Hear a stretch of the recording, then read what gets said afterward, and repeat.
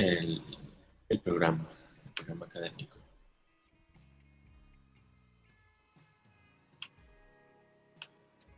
No sé si ya, por cierto, ¿cómo van? ¿Ya presentaron los exámenes de segundo reconocimiento o no?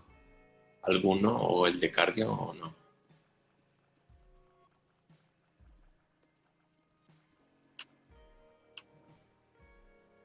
No, doctor, ninguno, no hemos presentado.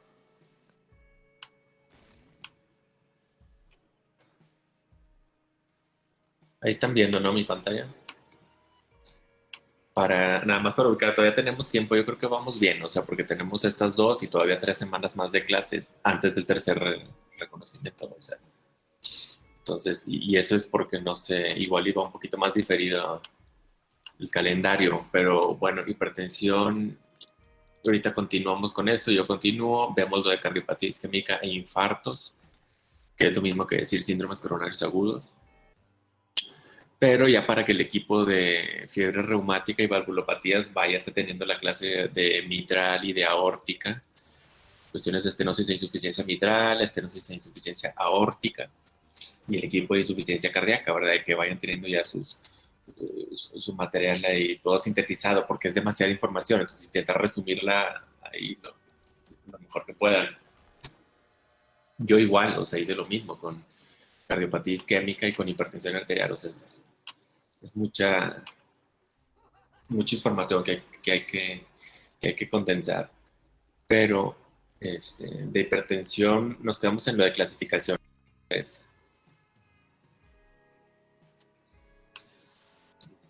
Continuamos.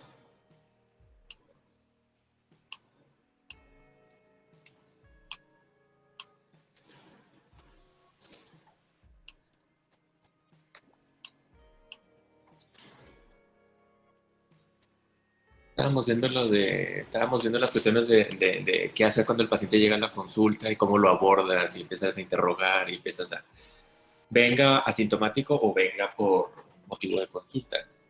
Puede venir por cefalea, por mareos, por síntomas típicos de hipertensión o por síntomas y signos típicos de otra enfermedad y abordarlo y el paciente resulta ser hipertenso aparte o agregado o sea la causa principal de los síntomas por los que viene. En fin, y siempre estábamos obligados a hacer estas 3 cosas que les decía yo. Si están viendo la presentación, ¿no? A ver esto, ¿qué nivel de presión trae el paciente? Corroborar, ¿no? Tomarla bien, con todas las especificaciones técnicas, que sentado, que después de que haya descansado, ahí antes de llegar a la consulta, que baje un poco el tono simpático, seguir el interrogatorio, seguir lo demás y quizás a la mitad de la consulta empezar a tomar la presión en los 2 brazos, espaciado. Toda esa situación. Y luego estábamos viendo lo de descartar o confirmar si es que hay sospecha de hipertensión secundaria, o sea, es lo primero que hay que hacer después de ver si el paciente trae cifras de hipertensión, descartar o confirmar causas de hipertensión secundaria y por los estigmas físicos de hipertensión secundaria, las coartaciones, del síndrome de Cushing, de los antecedentes de cuadros de feocomocitoma, que son así las que digamos que en general son poco frecuentes, pero de esas poco frecuentes están como que las que más prevalecen, ¿no? O sea, y luego ya tercero, una vez que descartamos eso, que es más probable que lo descarten en la mayoría de los casos, se van al número 3 o nos vamos al número 3, que es el riesgo cardiovascular global del paciente, que eso es lo que nos faltaba. Porque eso veíamos, historia clínica, cómo tomarla, algunos algoritmos, lo de los horizontes clínicos, o sea, cuando los pacientes empiezan a hacer daño a órgano blanco, existe un largo periodo de la enfermedad donde no hay síntomas y se va. Ese daño a órgano blanco, el objetivo en medicina de primer nivel o en medicina preventiva es agarrar ese daño a órgano blanco antes de que crucen al horizonte sintomático, ¿verdad? Antes de que crucen ya cuando hay daño establecido, ya que se manifiesta clínicamente o en los estudios de gabinete habituales. Entonces, si nosotros encontramos microalbuminuria, ya es un marcador aquí de daño endotelial, de disfunción endotelial a nivel de cardiovascular. Entonces ya podemos quizás ir haciendo algunas interacciones farmacológicas o ser un poquito más agresivos en las intervenciones terapéuticas. Lo mismo acá en corazón, o sea, en corazón Ya para cuando el electro demuestre signos de hipertrofia, que tengo un cuarto ruido, en fin, cuestiones de esas, ya ya pasó mucho, ¿verdad? Tiempo de la enfermedad. Entonces, el objetivo es agarrarlos en etapas tempranas, ¿verdad? En etapas presintomáticas. Y para eso hay que hacer escrutinio, para eso hay que hacer medicina de primer nivel, hay que hacer programas de prevención y promoción a la salud, todo lo que se hace en el servicio social y en medicina de primer nivel. Entonces, agarrar a los pacientes en esas etapas de la enfermedad. Creo que aquí estábamos. No tengan dudas hasta aquí de algo, porque del abordaje diagnóstico, eso es, o sea, así abordar al paciente. Acuérdense que no estamos abordando pacientes en urgencias con crisis hipertensivas, eso es otro tema, que no sé si alcancemos a revisar. Pero bueno, ya entrando aquí en clasificaciones, pues de hipertensión están las nacionales, las europeas, las norteamericanas y las internacionales, o las asiáticas, las japonesas, que son así como que las más, estas que les pongo aquí. Y en México, guías mexicanas como tal, así como europeas o americanas, no existen. Existen muchos consensos. Por ejemplo, es uno de ellos, la norma oficial mexicana, que seguro han escuchado. Perdón, la norma oficial mexicana para muchas cosas, ¿verdad? Para todo. Para todas las cuestiones de enfermedades y cuestiones que tienen que hacer documentos técnicos, bueno, para hipertensión obviamente no ha cambiado mucho. Realmente todas las documentos mexicanos oscilan en estas cifras, ¿verdad? Arriba de 140-90, eso es hipertensión. Arriba de 130-80 en pacientes con diabetes o enfermedad renal establecida, eso ya es hipertensión. Bueno, eso era en el 2009, estamos hablando ya hace 20, 22 años, perdón, 12, más de 10 años. Ahorita revisamos, estas son las más actuales, las que tenemos, 2018 y 2017. Y las internacionales, estas nadie son acá del Reino Unido, estas son las japonesas. O sea, no es tema de estar revisando las guías del mundo, ¿verdad? Y aprender unas, pero sí nos tenemos que guiar por una de ellas. Pero más importante que grado 1, grado 2 o prehipertensión o normal alta, es correlacionar cada una con qué vamos a hacer, ¿verdad? ¿Qué le haces al paciente? O realmente este cuadro igual me lo encontré así en el internet, medio genérico, pero está bien porque está comparativo, es las que les decía. Aquí está la europea del 2018, es una guía para hipertensión, diagnóstico y tratamiento, la norteamericana, que esta es la que nos vamos a regir para fines de nosotros, así de la clase, pero normalmente puede ser cualquiera de las dos, ahorita vemos en lo que difieren. Y aquí está ya, o sea, los diferentes colores. Estos son otros consensos, acá están las NICE del 2016. Y los valores. O sea, realmente así, ahorita vemos más adelante, pero las europeas manejan 3 grados, 1, 2 y 3, y las norteamericanas nada más 1 y 2. Y las europeas, hace rato mencioné el término normal alta, es esto, upper range of normal, o sí, rango normal alto. Y eso para las norteamericanas ya es grado 1, ¿verdad? Entonces, esto cambió en el último consenso, desapareció el grado desapareció prehipertensión acá en las norteamericanas, entonces fue algo a veces es como controversial, pero son consensos muy complicados, o sea, son poblaciones muy numerosas y así de diferentes contextos. Chequen acá, o sea, las norteamericanas dicen presión elevada, en lugar de normal alta, dicen elevada para estos rangos. Acá estamos, 120, 129, menos de 80 de estólica, 30, 139, 80, 89.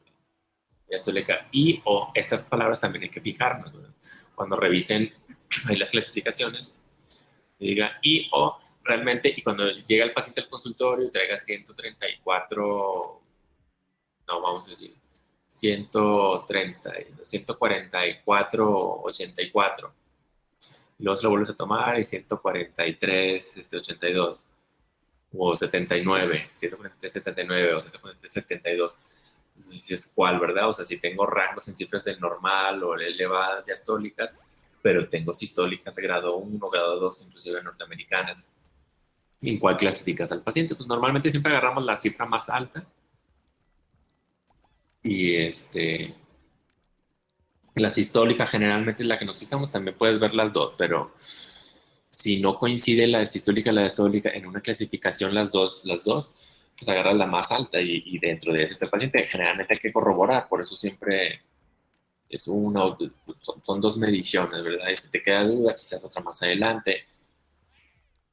También ver cuánto está manejando en la casa, o sea, para nomás para entender lo dinámico que es la hipertensión, pero pues sí, realmente los pacientes hipertensos siempre andan acá, ¿verdad? Los que son realmente hipertensos siempre están grado 1 a grado 2. Grado 3 no hay norteamericanos, chequen acá cómo desapareció, pero bueno, son esas diferencias. Este es el que nos basamos ahorita nosotros pues para las preguntas de la clase y de cuestiones académicas, este sería lo que tomaríamos. Este término era bueno, el de prehipertensión. Estos cuadros en gris, estas cajitas en grises, es la clasificación anterior de la AJA, de la ACC, anterior al 2017. Era esto, ¿no? Normal, menos normal u óptima, eso no ha cambiado. Esta es la actual, en azul. Es una croma de menos de 120, menos de 120, 80, pues es en todo el mundo. Y antes llamábamos prehipertensión a 120 hasta 139 con 80-89 diastólica. Cualquiera de esas dos, prehipertenso el paciente. Ya más adelante se hicieron la nueva clasificación y ya se eliminó el término prehipertensión, así como se eliminó diabetes para ahora decir glucosa en ayuno alterada o intolerancia a los carbohidratos. Ya no le llaman prediabetes, pero es el equivalente. Entonces la hipertensión no existe, lo dividieron en presión arterial elevada y grado 1. O sea, este 120 a 139 lo dividieron en 120 hasta 129, hicieron un corte ahí intermedio, 139, y las diastólicas nada más acá, menos de 80 y de 189. Entonces, y ya los grados 1 y grados 2 ya quedaron acá, o sea, arriba de 140, 90, este es grado 2. Por eso a mí, personalmente, y otra vez, para nosotros, yo prefiero nada más grado 1 y grado 2, casi todos los pacientes. Un paciente casi que esté arriba de 140, 90, pues ya va a ser muy similar el manejo a uno que anda arriba de 160, 100. Digo, en cuestiones generales, pues estoy generalizando, pues, pero para llamarle un poco nada más, aunque sepamos que arriba de 140, 90 es grado 2, ya a eso es suficiente, pues, o sea, eso es ya como que suficiente. También grado 3, ¿alguien iba a decir algo? Creo que escuché por ahí. Esta es ya crisis hipertensivas, pero sí, no, esta es realmente la más cómoda o la más fácil de aprenderse, la norteamericana.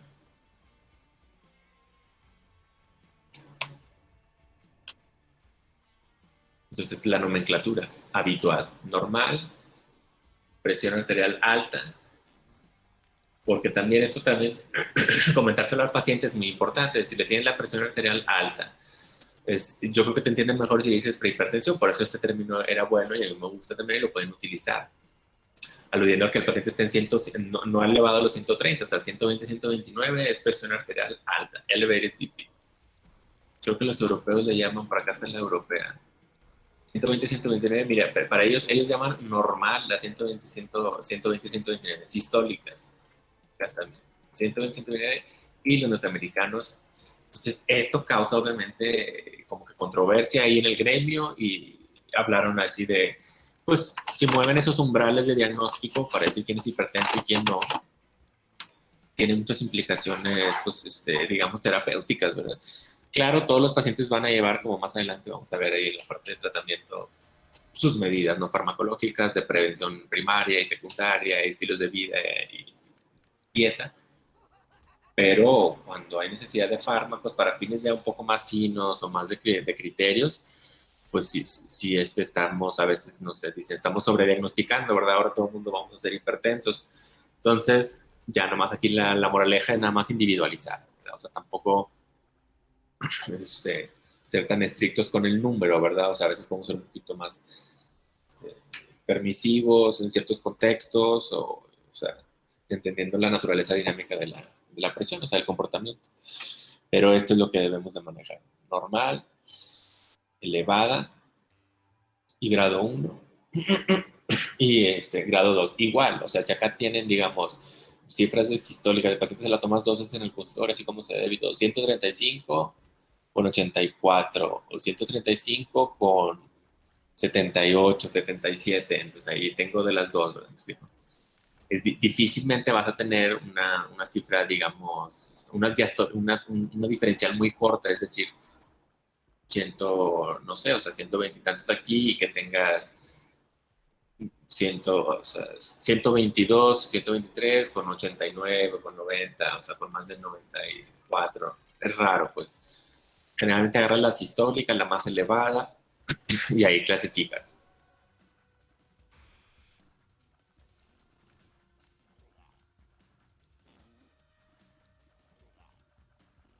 Puede decir que cualquier cifra arriba de esto, en un contexto clínico apropiado, pues ya se considera una crisis hipertensiva. Este, y, y bueno, pero lo demás, grado 2 ya 40 grados arriba de 140-90, el grado 1 elevada, normal, alta, estoy acostumbrado yo a decir, siempre quiero decir normal, y ya la nueva nomenclatura es elevada, 120 con estas diastólicas, realmente, 120. Sí, hay mucha gente que está en estas cifras, o sea, 100, 120 y tantos con diastólicas menos de 80, pero pues los normotensos, pacientes jóvenes, sin ninguna comorbilidad, pues 117, 70, o sea, no hay motivo por el cual anden tan claro. Ya hay pacientes hipertensos, así jóvenes, ¿verdad? De 30 y tantos años, 34, sí, sin ser hipertensiones secundarias.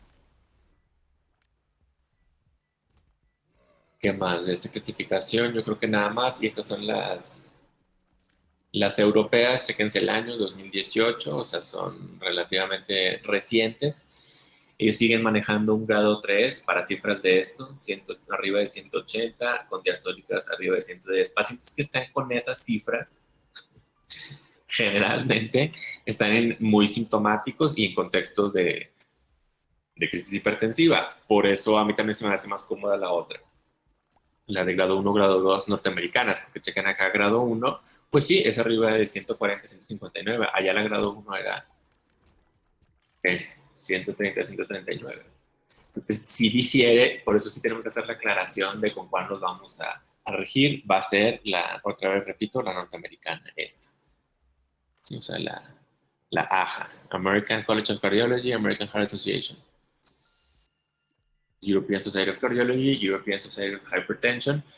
No es mala, de hecho yo para otras cosas que no es hipertensión sí me rijo más por las europeas, para cuestiones de cardiopatía isquémica, revascularización coronaria, infarto, por otros temas.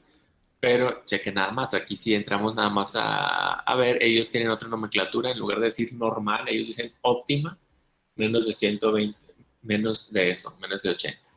Esa es óptima. Normal, lo que ya era elevada, yo le hice normal alta, es elevada, y dividen la diastólica, ellos entre 80 y 89, ellos dividen, acá le ponen un corte entre 80 y 84 y 85 89, para decir normal o normal alta. Entonces, pero pues bueno, esto es porque ellos están estudiados en otras poblaciones, con otras particularidades, con otros consensos. Digo, no se oponen y las comparaciones son muy interesantes, pero es nada más para que veamos que hay diferencias. Esos cortes varían un poquito. Ellos manejan este término, hipertensión sistólica aislada, con esas cifras, o sea, que sí las van a ver de repente.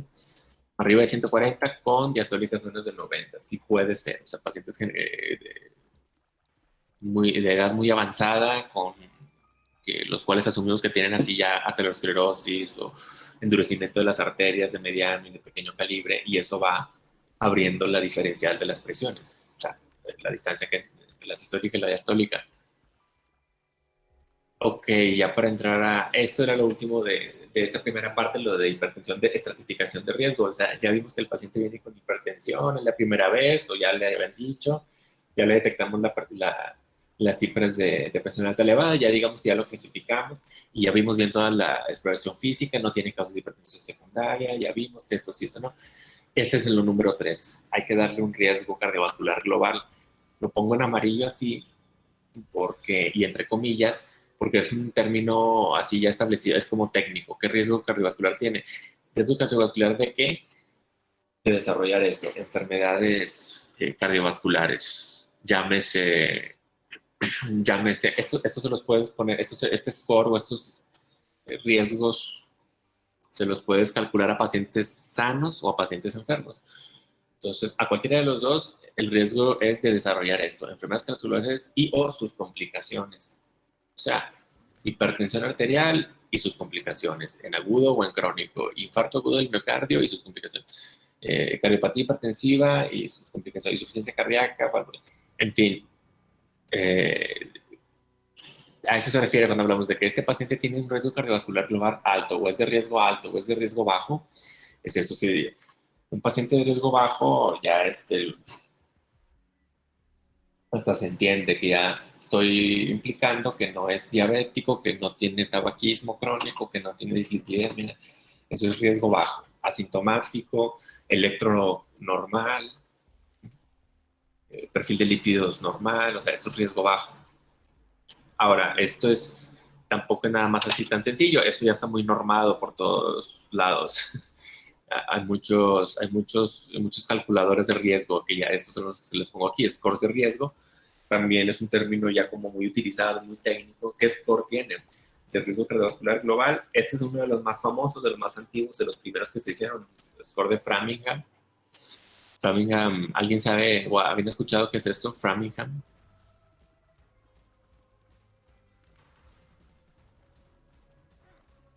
Nada, nunca habían escuchado eso.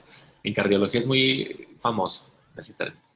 Framingham es como el primer estudio así grande de multicéntrico, aleatorizado, que se, bueno, no aleatorizado, pero el primer seguimiento a grande escala de poblaciones para ver su riesgo cardiovascular global, según sus factores de riesgo, ¿verdad? Obesidad, tabaquismo, sedentarismo, actividad física. Framingham es un pueblo ahí, creo que por Boston, en Estados Unidos. Ya lo siguieron, fue una cohorte, ¿verdad?, de hombres y mujeres, lo siguieron los 60, 70, 80, sus hijos, a los 80, 90, cómo siguieron los hijos, en fin, fue una cohorte muy grande. Y de ahí ha derivado mucha de la sabiduría, mucha de la información que tenemos sobre que pues, el paciente que tiene obesidad se muere más de infarto, el paciente que tiene dislipidemia o que tiene sedentarismo, tiene mayor prevalencia de desarrollar enfermedades crónicas. O sea, mucha información se ha derivado de esa corte de Framingham. Entonces, antes se hizo un score. ¿Qué score de Framingham tiene? Ya se ha ido como que relegando un poquito, que ha ido quedando en el pasado, y estos son otros más modernos. Estos son otros scores de riesgo. Estos creo que son así como acrónimos, o son así, si cada letra significa algo, no estoy muy seguro. Pero sí, es muy famoso, el Atherosclerotic Cardiovascular Disease, pero son calculadoras de riesgo, o sea, estos ya usas aplicaciones en el celular o en una página de internet, y porque ellos la calculadora te pondera, por ejemplo, cada factor lo multiplica por un factor de conversión y hace un score.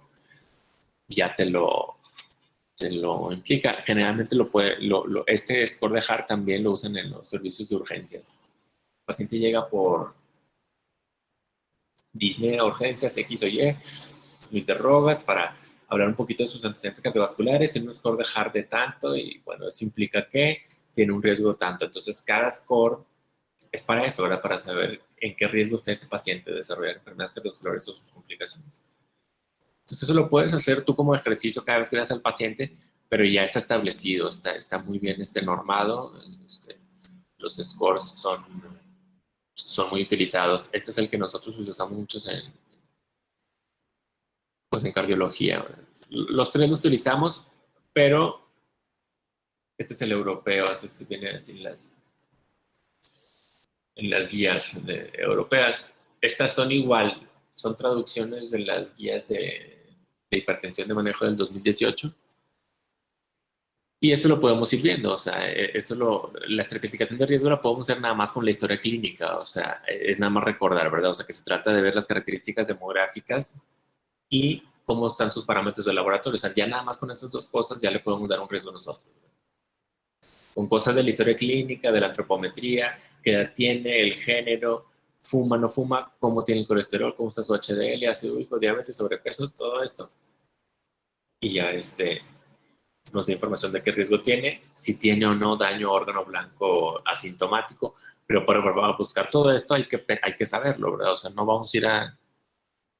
¿Cómo se nos va a ocurrir tomarle un índice de tobillo-brazo si no sospechamos que el paciente, digamos, que tiene un riesgo cardiovascular, o sea, elevado, o, o que tenga una retinopatía, o no le vamos a hacer exploración de fondo de ojo si no estamos pensando que este paciente con hipertensión seguro tiene daño a órgano blanco porque pues, nunca ha recibido tratamiento, nunca le habían dicho, tiene mucho tiempo con los síntomas, nunca le ha consultado.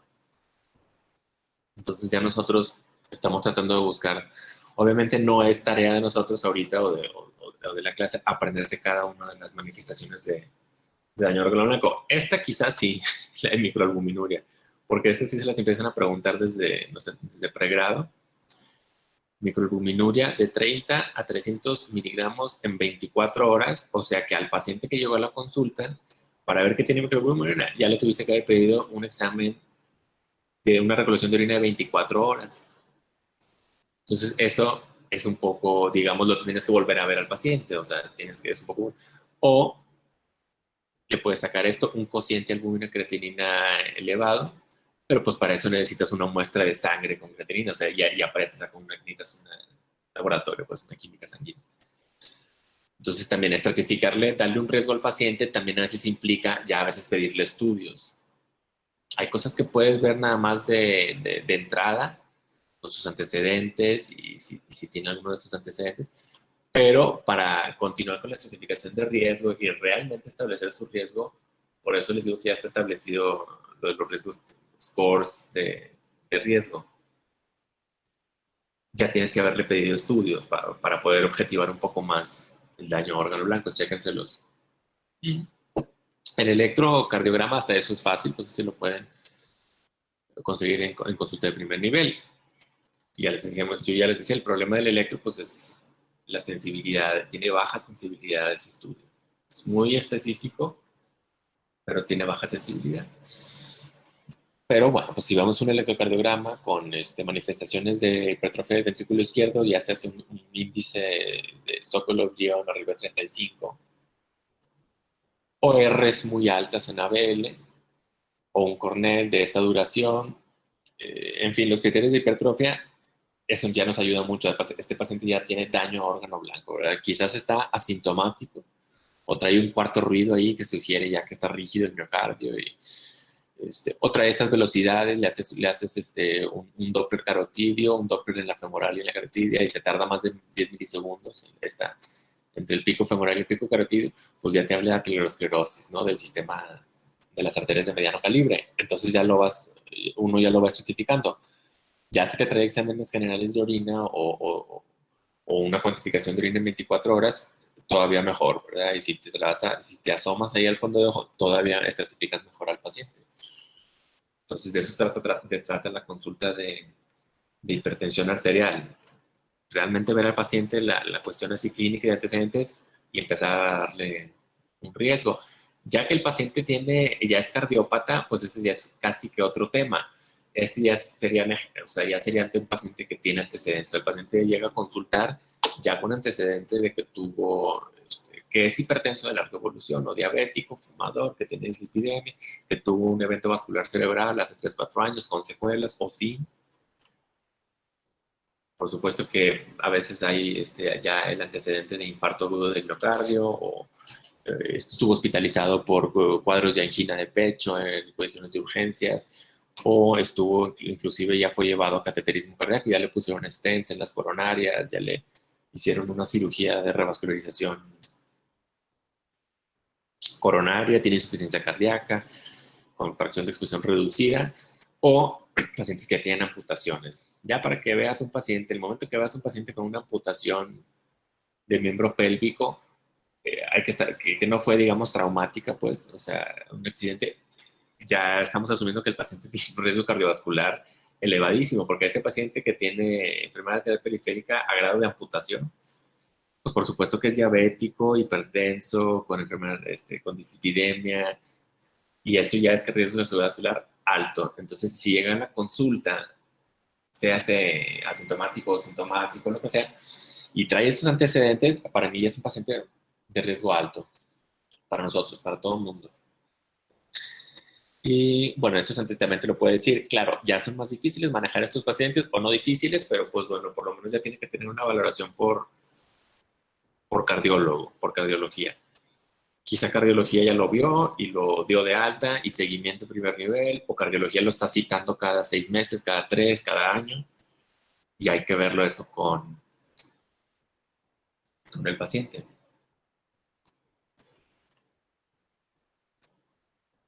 Más esfuerzos de riesgo, esto, así están las guías, estas son igual de las europeas. Yo le digo, las cifras no se aplican mucho, vamos a usar las norteamericanas, pero esta terminología de riesgo muy alto, alto y moderado, sí lo vamos a utilizar como lo manejan ellos en las guías. Y aquí están, el score es uno de ellos, score es un score de riesgo, una estratificación de riesgo. Habla de esto, el riesgo vascular a 10 años de que presenten lo que hablábamos, este tipo de enfermedades, a 10 años. Riesgo muy alto, moderado y de bajo riesgo. Y así te lo ponen, pues que se presente un score de menos 1%, un score a 10 de menos 1 y menos 5. Aquí están y aquí están los ejemplos de los pacientes. Sí, hipertensión es grado 2 sin otras complicaciones. O ya más alto riesgo, pues son, digamos, hipertensos que ya tienen daño establecido. Diabéticos, dislipidémicos, chequen con colesteroles arriba de 300, chequen las presiones con antecedentes de que llegaron urgencias descontroladas. O sea, entre más antecedentes tengan de que si estuvo en urgencias hace poco, si fue que le están dando tratamiento para el colesterol, si le han hecho cateterismo, o sea, entre más antecedentes tengan, más cada vez va subiendo, ¿no? El color. Y entonces más alertas debemos de estar al buscar daño órgano blanco y darles tratamiento, porque si no, estos pacientes así se van por la vida, ¿verdad? Y empiezan las complicaciones y ya son realmente pues muy reversibles. Sí hay cierto proceso de regresión en daños a órgano blanco, pero ya es difícil, sobre todo si debutan con así estadios muy avanzados. Pero así va la situación, nada más revisen ahí un poquito cuando vean creo que les voy a subir las guías para que vean, les den una leída y tengan más amplio el panorama, pues tampoco es que las lean tan a profundidad las guías, o sea, pero estos son los términos, aquí se trae el score, o sea, chequen todo lo que considera, inclusive la cuestión socioeconómica, que los accesos a servicios y los accesos a salud preventiva y los accesos a todas las carencias sociales tienen mucho que ver en el riesgo cardiovascular, o sea, es de mayor riesgo cardiovascular un paciente con poco acceso con poco o nulo acceso a servicios de salud o con pocas posibilidades de dieta sana, por disponibilidad, por dinero, o por tiempo, o sea, realmente tiene mucho que ver. Y todo esto, los algoritmos de este score lo ponderan, ¿verdad? O sea, le dan cierto factor de conversión. Chequen acá todo lo que considera, o sea, es como muy amplio. Inactividad física, psicosocial, el cansancio vital, antecedentes familiares, más psiquiátricos mayores, pacientes con antecedentes psiquiátricos tienen riesgo cardiovascular elevado por per se, o sea, tanto por ser paciente psiquiátrico y por efectos a veces adversos del tratamiento farmacológico que están utilizando. Causan dislipidemias secundarias también ahora sí que por el fármaco, por el antipsicótico o por el modulador del estado de ánimo y tienen estas cuestiones de riesgo cardiovascular aumentado. De hecho, inclusive hay que darles a veces fármacos hipolipemiantes como coadyuvantes al régimen de medicamentos psiquiátricos. Lo mismo para pacientes con infección del virus de VIH, tanto por el mismo proceso de la enfermedad más como por efecto adverso a largo plazo del uso de antirretrovirales. Algunos se han asociado a mayor prevalencia de aterosclerosis avanzada o prematura. Entonces también son pacientes que hay que considerar con riesgo cardiovascular medio elevado, no elevado, no medio elevado, sino elevado, nada más estar al pendiente de esas cuestiones, de que aumenta el riesgo de dislipidemia, sobre todo en estos pacientes. Ya no se diga pacientes con estos antecedentes. Estos ya son seguro cardiópatas conocidos, con pacientes con fibrilación auricular, hipertrofia del ventrículo izquierdo, renales crónicos, hay muchos y cada vez va a haber más. La prevalencia de enfermedad renal crónica y enfermedades oncológicas, pues va en aumento. O sea. Y al inicio de las clases, no sé cuándo les dije esto del síndrome de apnea obstructiva del sueño, importantísimo y medio relegado. O sea, perdón, la higiene del sueño, o sea, realmente es sumamente importante regular muy bien el sueño, las horas del sueño, que sean constantes, reparadoras, que todo sea correcto en las horas del sueño, porque si no, esto confiere un riesgo cardiovascular elevado. O sea, pacientes con síndrome de obesidad y hipoventilación o SAOS, que le llamaban, descontrolado, no tratado o avanzado, están en un riesgo cardiovascular muy aumentado. ¿Riesgo de qué? De lo que decíamos, infarto, EBC, crisis hipertensivas, enfermedad arterial periférica. Trastorna mucho el ciclo circadiano y hormonal, el ciclo del cortisol, el ciclo de las hormonas contrarreguladoras. Está completamente alterado y eso expone al sistema cardiovascular a un estrés constante, a un estrés metabólico hormonal constante. Entonces se desgasta, ¿no? Entonces ahí empieza el daño tisular. Estas igual son imágenes de lo europeo. Chequen cómo ellos manejan esta nomenclatura de fases de la hipertensión, fases no complicadas, fases asintomáticas y fases ya con enfermedad establecidas, con algunos factores de riesgo que son los que se correlacionan con cada una de las fases. Y estos cuadritos de amarillo hacia rojo es básicamente correlacionar los grados con los que está el paciente y qué antecedentes tiene. Y generalmente en qué fase están. O sea, un paciente que llega a la consulta está así con estas cifras de, bueno, aquí sería normal alta, ¿verdad? Pero pensé que vamos a usar la norteamericana. Pero bueno, digamos un grado acá, un grado 2, ¿verdad? Que allá ya arriba de 140, 90 ya es grado 2. Digamos que acá pues está en 160, 98. O sea, 160, 98, 160, 98. El paciente está, llega a la consulta con esas cifras, ¿no? 165, 98.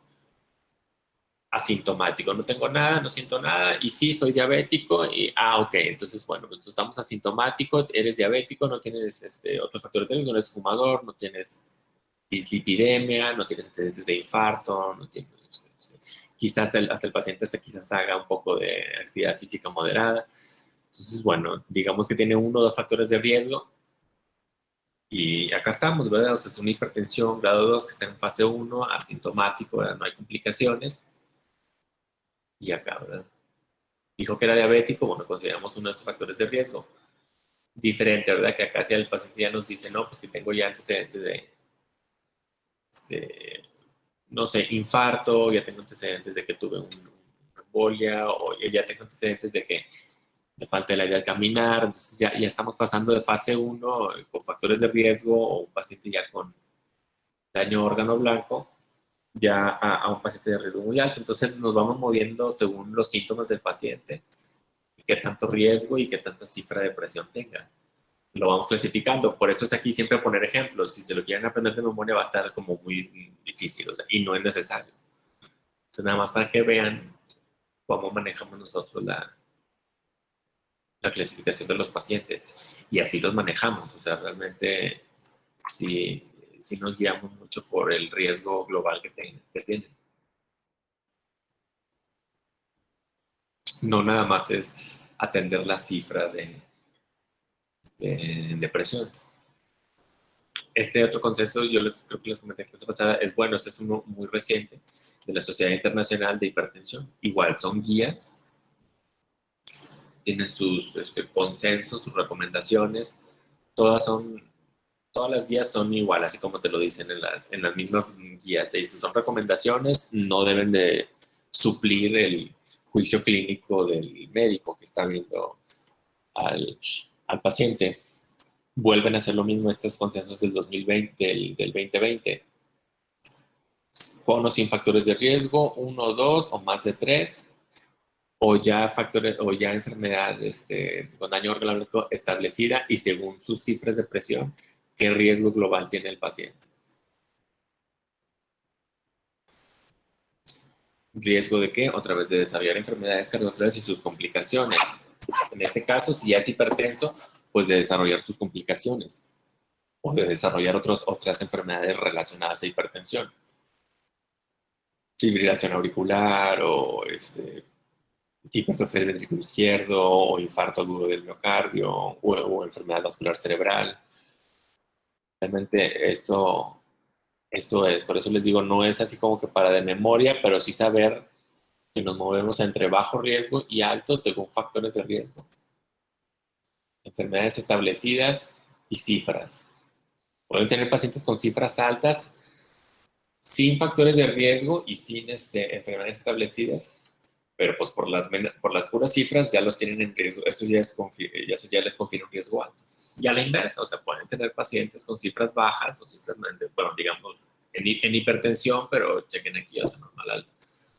Entonces es de las internacionales. Pueden tener pacientes con cifras no tan elevadas, pero con mucho riesgo cardiovascular y quizás ya daño órgano establecido.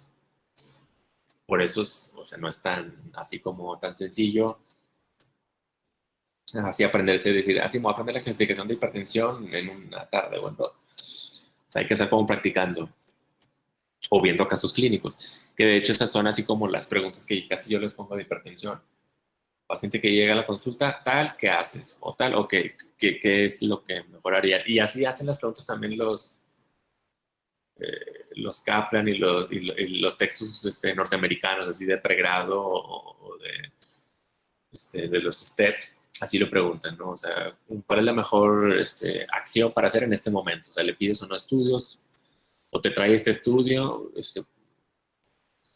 ¿te sirve o no? ¿Qué más? No sé si tengan dudas de esto, si nos damos un poquito de unos 5 o 10 minutos y empezamos para terminar lo de tratamiento de hipertensión, digo no terminar, sino empezar lo de tratamiento de hipertensión, pero sí, ya no tienen dudas de esto de las diagnóstico y clasificación de hipertensión, ya hasta aquí la dejamos de este tema.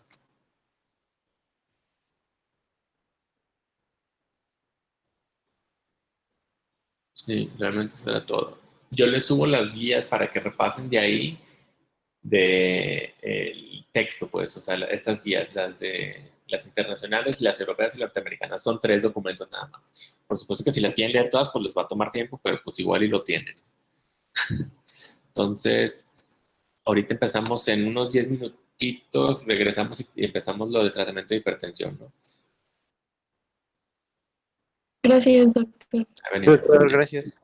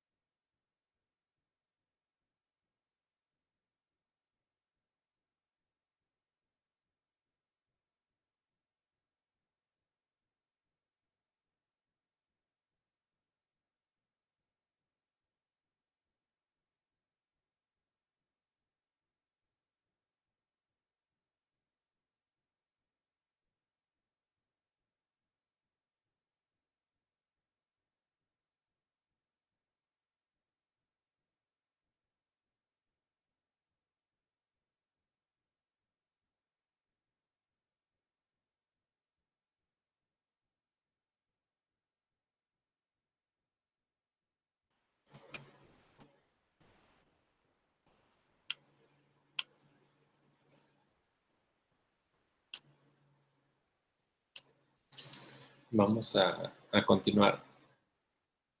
Esta es la parte 2 o la parte B del tema de hipertensión arterial.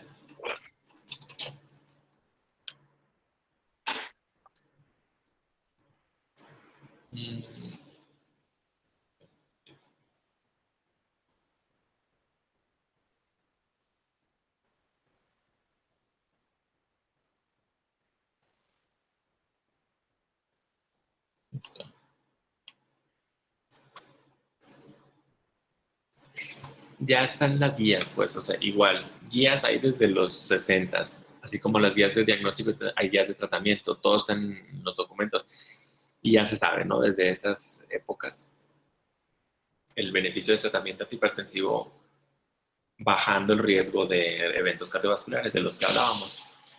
Es importante esto, lo de enfatizar, porque van a escuchar mucho riesgo de eventos cardiovasculares mayores. En inglés lo abrevian como MACE,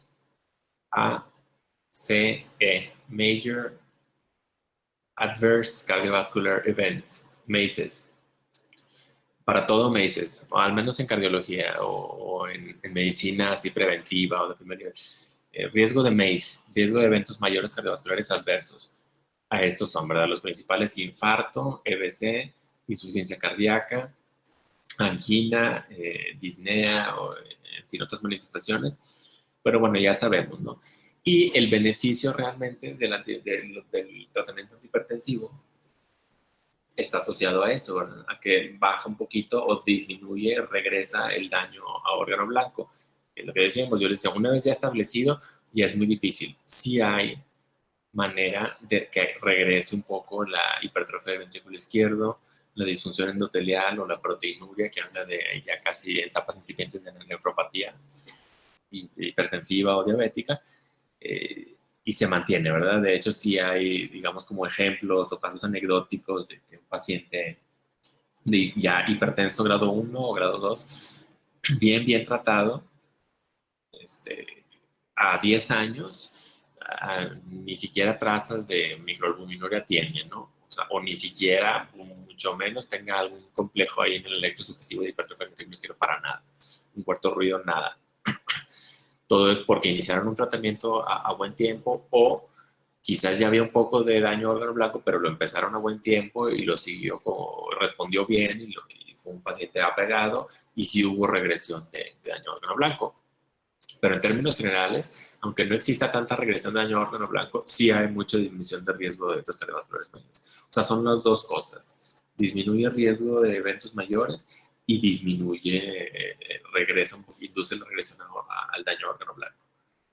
Entonces, esos son los motivos principales por los cuales hay que dar tratamiento antihipertensivo. Riesgo de eventos mayores y regresión de daño a órgano blanco. Es sencillo, pero nada más hay que puntualizarlo, porque a veces se nos olvida, ¿verdad? ¿Cuáles son los objetivos del tratamiento? Sí, mejorar síntomas, pero lo que más impacta en mortalidad, en mortalidad, es esto.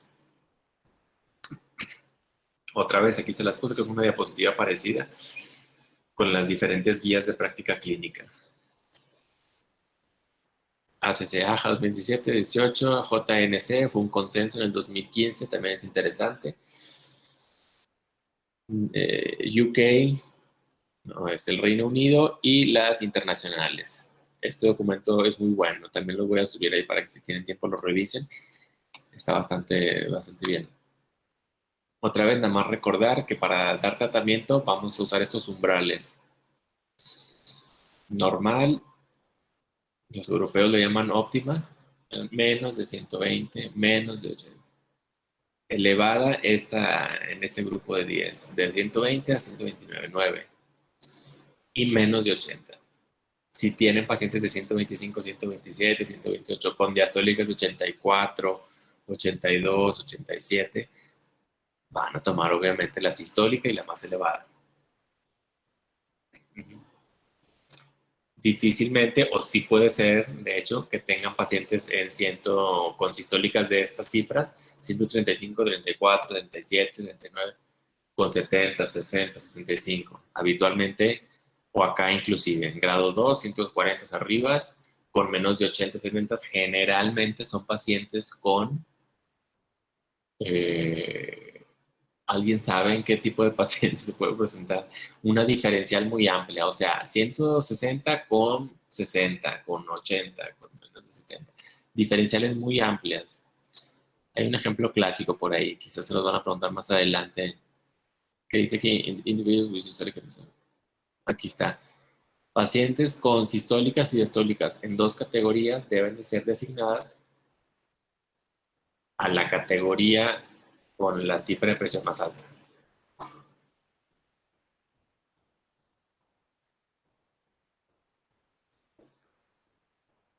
¿Podría ser hipertensión arterial aislada? Ese es un buen ejemplo, sí, puede ser sistólica aislada, puede ser sistólica aislada, me refería realmente, porque sí, la pregunta no está tan fácil realmente. Es un paciente muy mayor con aterosclerosis, que sería ese ejemplo. No, pero me refería a pacientes con insuficiencia aórtica, pacientes en los que no les cierra bien la válvula aórtica, o sea, al momento de la diástole, viene la diástole, no cierra la válvula y la presión diastólica sigue bajando, sigue bajando, sigue bajando, sigue bajando. Entonces cae muy por debajo de 80 las diastólicas. Y las sistólicas suben mucho porque tienen mucho volumen sistólico. Estos pacientes con insuficiencia aórtica generalmente tienen diastólicas diferentes, o sea, tienen presiones diferenciales muy amplias. 160-40, 170-40-50, con estigmas físicos de insuficiencia aórtica, ¿verdad? Pero en cardiología ese es como que uno de los ejemplos clásicos de presiones diferenciales muy amplias, insuficiencia aórtica. Pero todavía por mucho más frecuente es esa que llamamos hipertensión sistólica aislada, en pacientes así de 90 años, 80 años, que tienen pura sistólica aislada 150, 160, con 74, con 78, quizás 80, pero muy predominantemente sistólica aislada. Pero bueno, estas son, y creo que es más sencillo la americana que la europea. Más grados, los dividen un poco más, las diastóricas las parten por lo menos estas diastóricas en dos, las dos dividen, le agregan una más, o sea, realmente tiene más pormenores, pero el tratamiento no dista mucho, o sea, entre americanas y europeas, el tratamiento farmacológico, por supuesto que está sobreañadido al no farmacológico. O sea, todos llevan no farmacológico, todos llevan modificación del estilo de vida, patrones de sueño, hábitos dietéticos, y sobre eso trabajan los medicamentos antihipertensivos. O sea, porque antes de entrar a dar medicamento, siempre hay que explicar eso muy bien. O sea, no es trabajo nada más del antihipertensivo, medicamento antihipertensivo, tiene que llevar todo lo demás, si no, la tasa de éxito va a ser muy baja. Siempre que revisen guías, y esto es para cualquier especialidad, creo, estoy casi seguro, hablan de clase de recomendación y nivel de evidencia para cualquier tratamiento que les sugieran. Guías de hipertensión, guías de infarto, guías de arritmias, guías de insuficiencia cardíaca, guías de pericardio, de congénitos. Eso es en cardiología. Yo digo que es en cualquier especialidad se usa esta terminología. Quizás ya la han visto, pero nada más para que no les extrañe mucho. O sea, porque hay tratamientos con clase 1, nivel A, o sea, que son de más, son así, esas que sí son que si no lo haces prácticamente estás incurriendo en una omisión, ¿verdad? O sea, están recomendados, está indicado, lo tienes que hacer, ¿no? O sea, realmente tienen diferente peso, ¿verdad? Un tratamiento que tiene un grado de recomendación 1 a uno que tiene una 2B o un 3, ¿verdad? Uno que tiene un 3 está prácticamente contraindicado. Entonces tenemos que saber de qué estamos hablando cuando te dicen en las guías y en las recomendaciones. Tiene una clase de recomendación 2 o 2A y 2B, que eso es interesante, la dividen ahí en 2A y 2B. Debes considerar este tratamiento, puedes considerar este tratamiento. Y aquí es la explicación de cómo la evidencia completamente está a favor, de que aquí hay una evidencia, digamos, conflictiva, que a veces está a un lado, a veces está al otro, y aquí hay evidencia que definitivamente sugiere un daño, ¿no? Entonces, siempre tener en mente las clases de recomendaciones y los niveles de evidencia. Esto hace referencia al tipo de estudios de los que derivan la información, ¿no? o por supuesto que el nivel de evidencia A es el más alto y deriva toda la información que están sacando para esa recomendación, deriva de esto, de múltiples ensayos clínicos aleatorizados o metaanálisis. No hay un nivel de evidencia más sólido que eso, ¿no? Por eso les digo, ahora, cualquier tipo de recomendación puede tener un nivel de evidencia A, o sea, puede estar 3A, está completamente demostrado por nuestros estudios, o tener o es 2A, 2AA, o sea, realmente esa es la manera de, siempre lleva apellido, clase de recomendación, con qué nivel de evidencia. Entonces, para interpretar las recomendaciones, porque debemos estar alerta a lo que es 1A o 3A, ¿verdad? Todo lo que cae aquí en estos rangos, en estas clases de recomendaciones, pues son nuevas evidencias que están saliendo o evidencia que ya se desechó, según sea el caso para estemos hablando, para cada tema. Pero pues sí hay un terreno gris o un terreno que pues, está siempre en nuevo desarrollo. Inclusive pues ahora con COVID, o sea, cambió un poco también algunas de las cuestiones en cardiología, o sea, hay mucho que cae en este horizonte, pero hay que estar muy alerta de lo que es 1A y de lo que es 3A. Por eso se los pongo aquí a manera de recordatorio. Aquí está en todas las clases, en todos los cuadros que vean de las guías, porque las guías están llenas de estos cuadros. Ya las habrán visto seguro. Viene clase de recomendación y nivel de evidencia. Siempre estar alertas, ¿verdad? Siempre estar alertas, porque son cosas que no podemos dejar de hacer, o sea, si tienen ese grado de recomendación o de no recomendación. Pero para que no se convierta en una clase de revisar las guías y ya, o sea, porque las guías realmente es un buen resumen de todo, o sea, entonces ya para que llevo la clase, sí, pues ya está todo en las guías, y ya para que no aprendo nada, si todo está en las guías, nada más uso la guía como referencia y ya. Pero no, realmente siempre que vean un paciente, pues no van a estar consultando las guías, ¿verdad? Deben de estar conscientes de cuándo vamos a empezar fármaco, a qué metas queremos llevar a ese paciente. Es un paciente que ya dijimos, ok, ya es hipertenso, ya le hicimos el diagnóstico. ¿Qué quiero ahora? Ver si y cuándo le doy medicamento, porque hay algunos que no siempre van a ocupar medicamento, que quizás se controlen con puro corrección de factores desencadenantes o factores de riesgo, con puro, digamos, preventivo. O sea, número uno, si voy a iniciar y cuándo voy a iniciar, a qué metas voy a llevar ese paciente, ¿verdad? Porque ya hablábamos de los riesgos. Entonces, hay que conocer las metas de presión arterial en el paciente con distintos niveles de riesgo cardiovascular.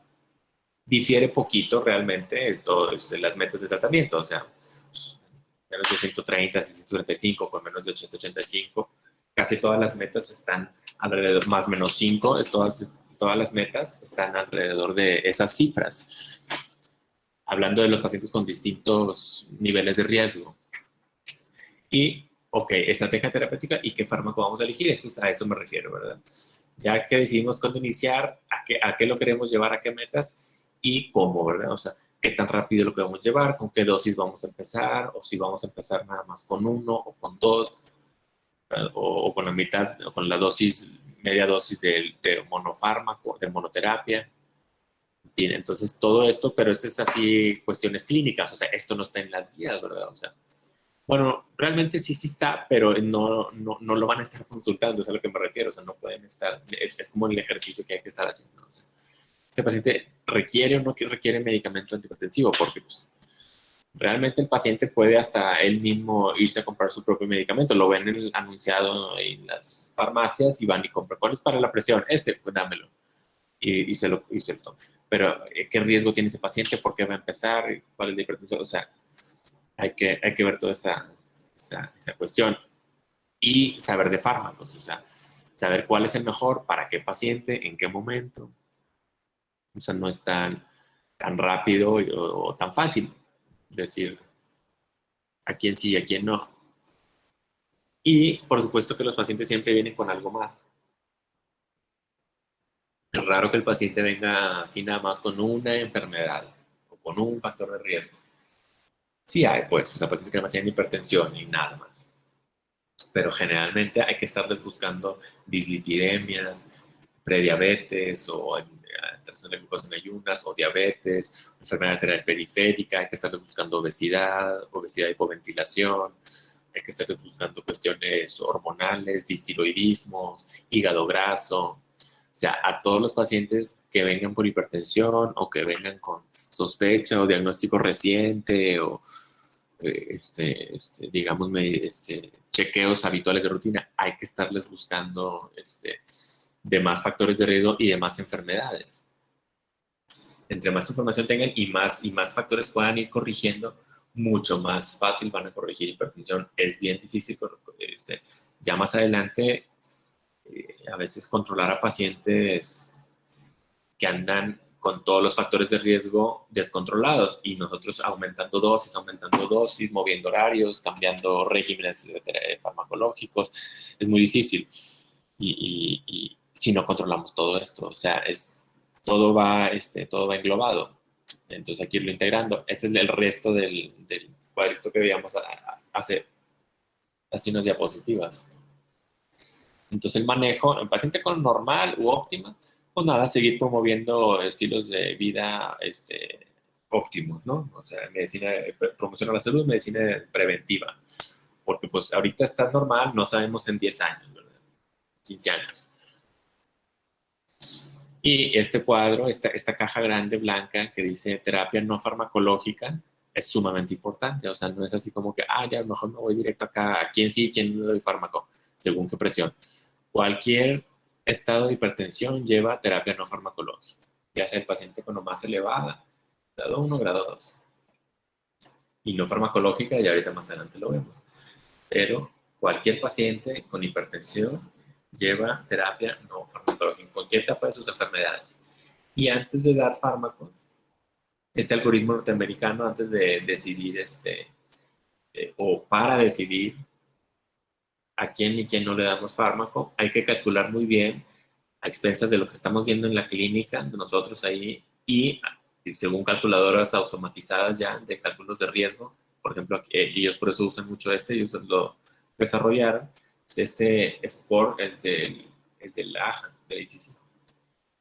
Atherosclerotic cardiovascular disease or 10-year cardiovascular disease risk, arriba de 10%. O sea, cualquier paciente con cualquier cifra, aquí o acá normal alta, tú ya sabes que le tienes que empezar no farmacológica y tienes que calcular qué riesgo tiene de enfermedad, qué riesgo global cardiovascular tiene. Según esas guías, pues usan pero en las europeas usan otros, ¿verdad? El score, por ejemplo. Entonces, por eso aquí el ejemplo, el ejemplo sería utilizar este score de riesgo, el AS, CVD. Tiene más de 10% de desarrollar enfermedades a 10 años, de enfermedades o sus complicaciones, sí o no.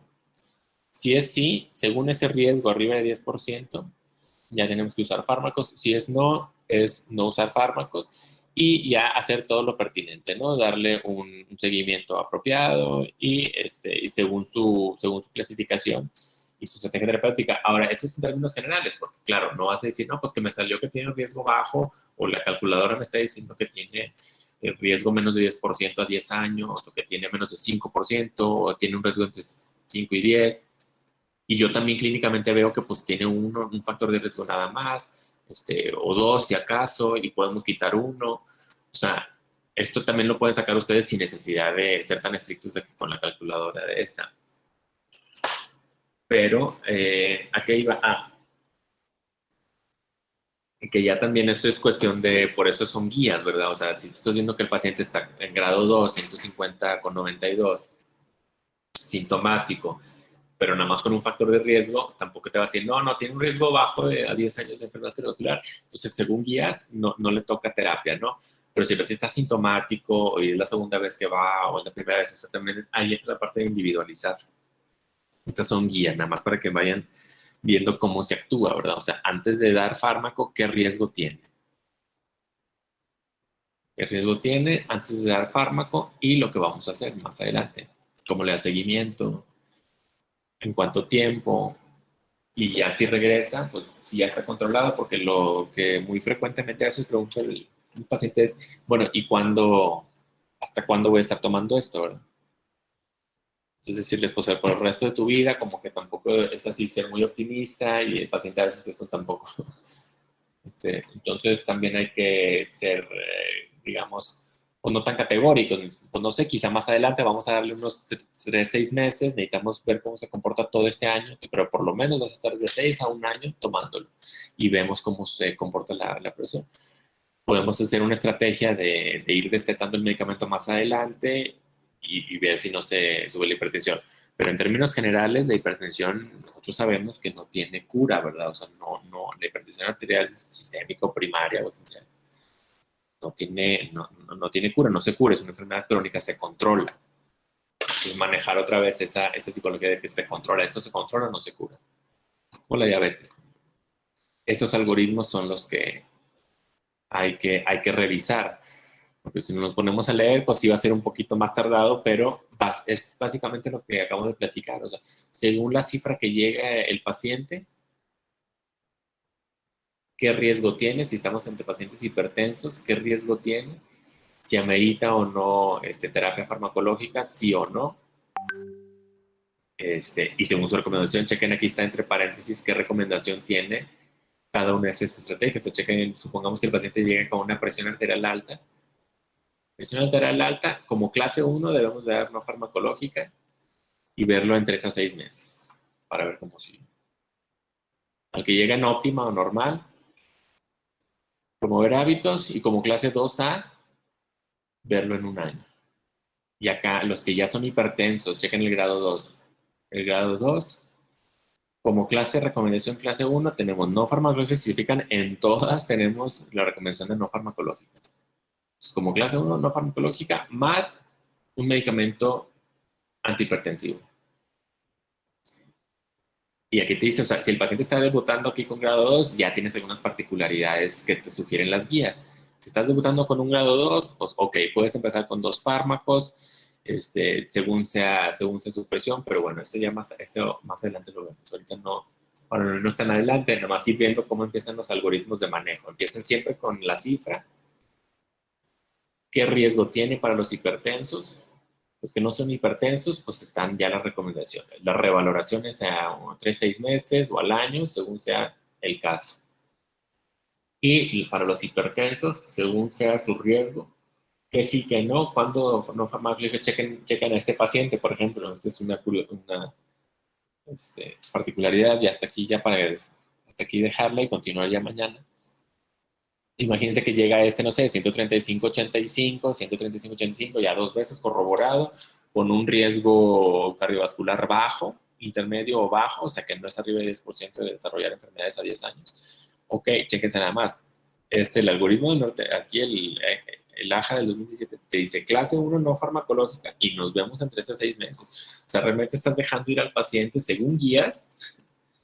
Estás dejando ir un paciente 135-85 con un factor de riesgo, o sea, bajo, solo con no farmacológicas. Y decir solo con no farmacológicas no es, digamos, poca cosa. O sea, es hacer actividad física, es agarrar un buen horario de patrón, sueño, actividad, ciclo circadiano, dieta súper adecuada. O sea, no es poca cosa. Pero para que vean la teoría, o sea, teóricamente así está recomendado. Y revalorar en 3 a 6 meses como clase 1. Claro, igual el paciente en grado 1, 135-85, corroborado en los 2 brazos, con buena técnica y todo, con 2 o más factores, con síntomas, con alguna expresión de daño a órgano blanco, o sea que ya tiene un factor de acá de por lo menos un riesgo elevado. Como clase 1, ya está. Ahora sí, ¿verdad? Aparte de la no farmacológica, ya, fármaco antihipertensivo. Y revaloramos no en 3 meses, sino en 1 mes. O sea, la teoría ya está bien establecida, ¿verdad? O sea, pero son guías, son recomendaciones. Si vamos a extrapolarlo ya, o sea, la vida real, son contextos muy diferentes. O sea, a veces la consulta en el ámbito privado, la consulta en el institucional, los tiempos tú no los manejas mucho, ¿verdad? A veces dependen de muchas causas, ¿verdad? Extrínsecas, ni del paciente, ni del médico, o de todo el mundo. Y terminan siendo muy dispares estos tiempos, o el acceso a los medicamentos también es muy dispar, población abierta, a veces consiguen, a veces no, a veces cumplen, a veces no, o sea, es un desorden. Entonces tampoco crean que aprendiéndose el algoritmo ya deben de saberse, obviamente debemos de saber lo que está recomendado, pero pues, tampoco es tan negro y blanco así la situación. ya en la práctica diaria. ¿Qué más? El grado 2 igual le recomiendan, tal vez de ver alguna diferencia, pero no. Realmente el grado 1 y grado 2, así las clase 1, aparte de las no farmacológicas, lo que pasa es que aquí ponen una connotación para hacer la anotación de que puede ser un poquito más agresiva la estrategia farmacológica del paciente que se presenta en grado 2. O sea, quizás lo que estés con 2 fármacos o 3 y lo ves a las 15 días en lugar de al mes. O sea, como está recomendado en las guías. O sea, en las guías dice aquí revalorar en un mes.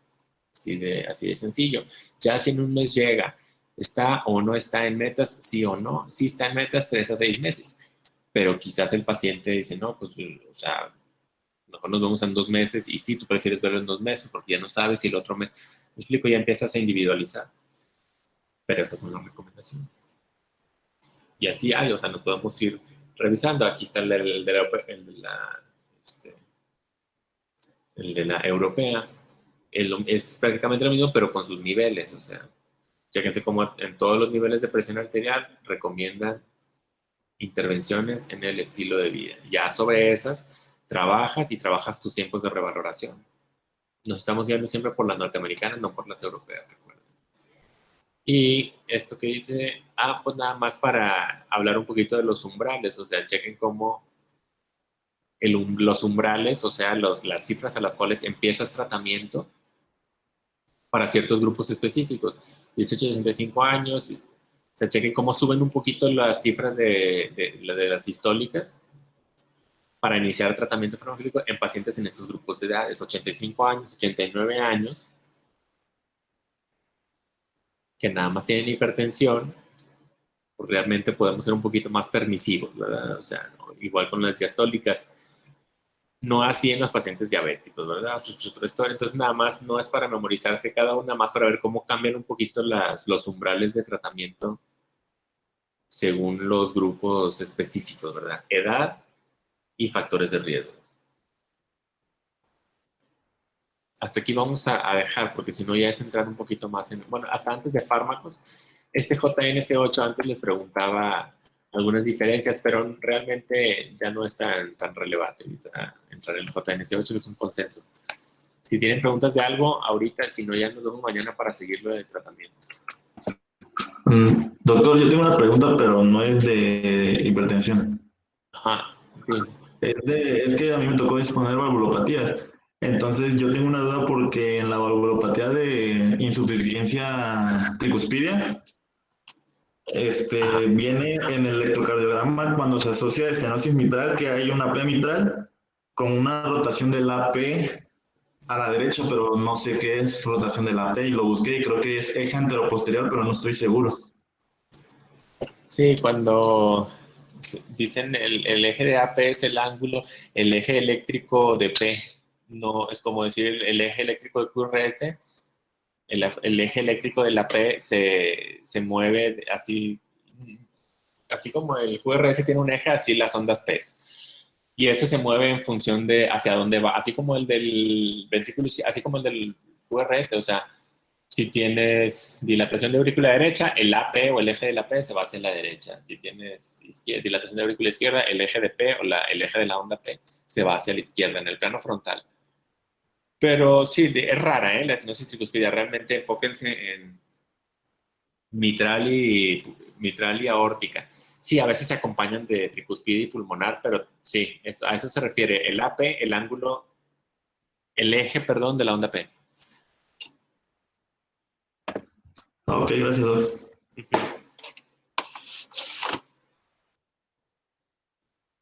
Bueno, si ya no hay dudas, hasta mañana nos vemos, ¿no? Gracias, doctor.